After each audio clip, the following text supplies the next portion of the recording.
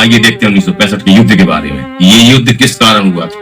इस युद्ध में भारत के 3264 जवान शहीद हुए थे और 8223 जवान घायल हुए थे। इस युद्ध में भारत का नेतृत्व लाल बहादुर शास्त्री ने किया था। इस युद्ध में पाकिस्तान के 33,000 सैनिक कश्मीरी लिबास में घाटी में घुस गए थे। इस युद्ध में भारत ने पाकिस्तान के 1920 किलोमीटर के हिस्से को अपने कब्जे में कर लिया था। इस युद्ध का अंत संयुक्त राष्ट्र के द्वारा युद्ध विराम की घोषणा के साथ हुआ था। इस युद्ध के बाद ताशकंद में दोनों देशों ने समझौते संधि पर हस्ताक्षर किए थे। 1965 का जो युद्ध हुआ था भारत पाकिस्तान का, वह एक सड़क की वजह से हुआ था। लड़ाई बहुत कम लोगों को पता है। 1965 के भारत पाकिस्तान युद्ध की नींव कच्छ के लगभग अनजान और बियाबान इलाके में हुई। ये पूरा इलाका एक तरह का रेगिस्तान था, जहाँ कुछ चरवाहे कभी कभार अपने गधों को चराने जाया करते थे या भूले भटके कभी पुलिस वालों का गश्त लगा दिया जाता था। सामरिक रूप से यहाँ पाकिस्तान बहुत फायदे में था कि उस इलाके से 26 मील की दूरी पर उनका रेलवे स्टेशन बादीन था, जहाँ से कराची की रेल की दूरी मात्र 113 किलोमीटर थी। पाकिस्तान की 8वीं डिवीजन का मुख्यालय यहीं पर था। दूसरी तरफ भारत की ओर से कच्छ के रण में पहुंचने के सभी रास्ते बहुत दुर्गम थे।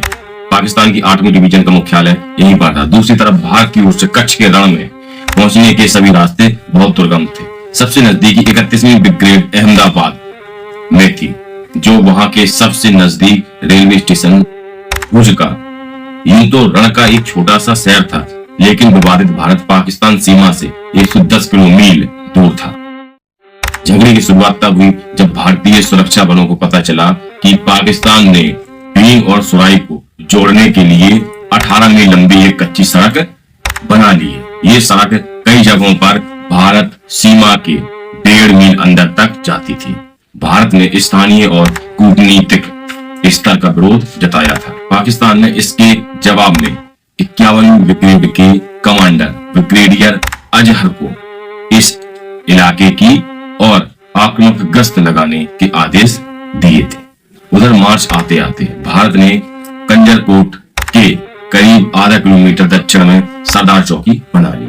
पाकिस्तान के कमांडर मेजर टिक्का खान ने ब्रिगेडियर अजहर को आदेश दिया, हमला कर भारत की नई बनी सरदार चौकी को तहस नहस कर दिया जाए।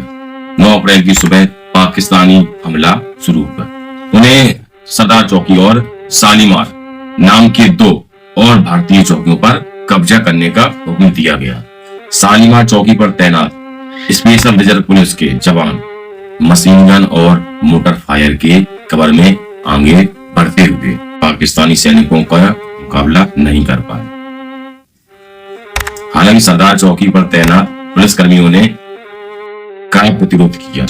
14 घंटे तक चले आक्रमण के बाद ब्रिगेडियर अजहर ने गोलीबारी रोकने के आदेश दिए। इस बीच सरदार चौकी की हिफाजत में लगे पुलिसकर्मी 2 मील पीछे विजयकोट चौकी पर चले आए। पुलिसकर्मियों को इसका पता चला और उन्होंने भी अपने सैनिकों को वापस उस स्थान पर लौटाने का आदेश दिया जहां से उन्होंने सुबह हमला शुरू किया था।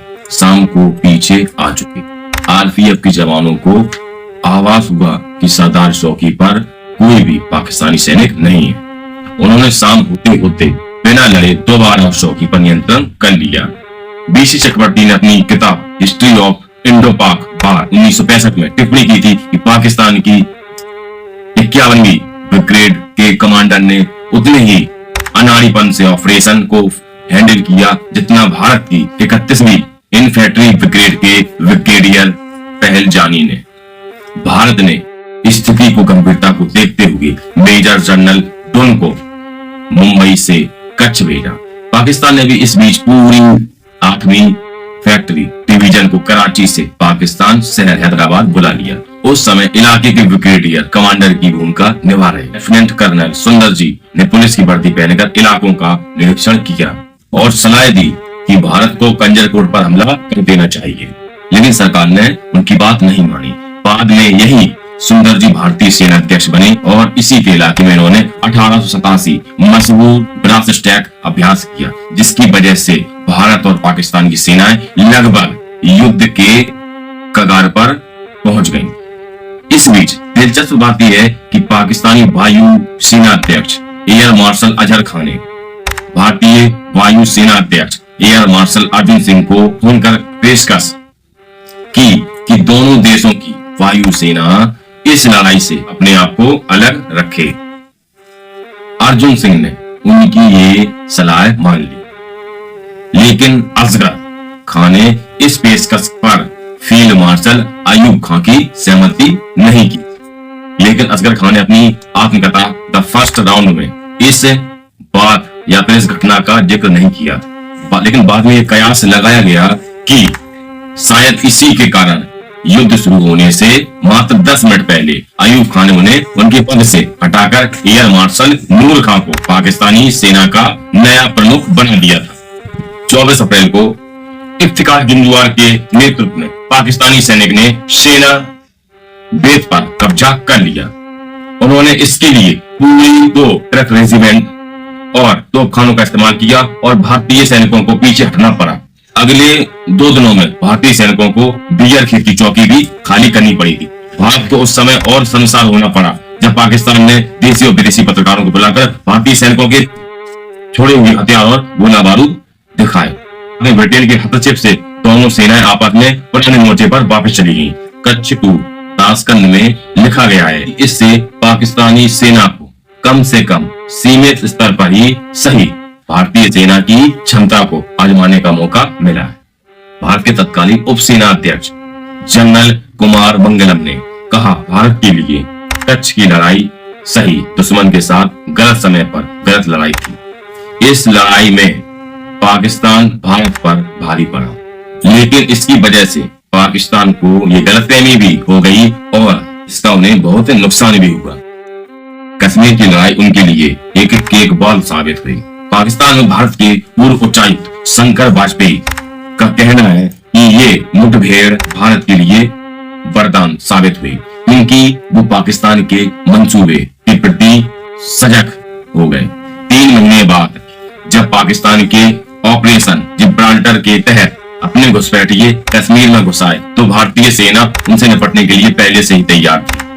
ये युद्ध किन परिस्थितियों में इस युद्ध की शुरुआत हुई थी ये तो पता चल गया और इस युद्ध का कोई निर्णायक परिणाम नहीं निकल पाया था। ताशकंद समझौता में भारत के प्रधानमंत्री लाल बहादुर शास्त्री और पाकिस्तान के राष्ट्रपति अयूब खान द्वारा हस्ताक्षरित एक समझौता अगस्त सितंबर 1965 के पाकिस्तान और भारत के बीच 17 दिवसीय युद्ध को समाप्त कर दिया और 22 सितंबर 1965 को संयुक्त राष्ट्र सुरक्षा द्वारा युद्ध विराम सुरक्षित कर दिया था। इस युद्ध में भारत के 3264 जवान शहीद हो गए थे और 8623 जवान घायल हुए थे। इस युद्ध में भारत का नेतृत्व लाल बहादुर शास्त्री ने किया था। इस युद्ध में पाकिस्तानी के 33,000 सैनिक कश्मीरी लिबास में घाटी में घुस गए थे। इस युद्ध में भारत ने पाकिस्तान के 1920 किलोमीटर के हिस्से को अपने कब्जे में ले लिया था। इस युद्ध का अंत संयुक्त राष्ट्र के द्वारा युद्ध विराम की घोषणा के साथ हुआ।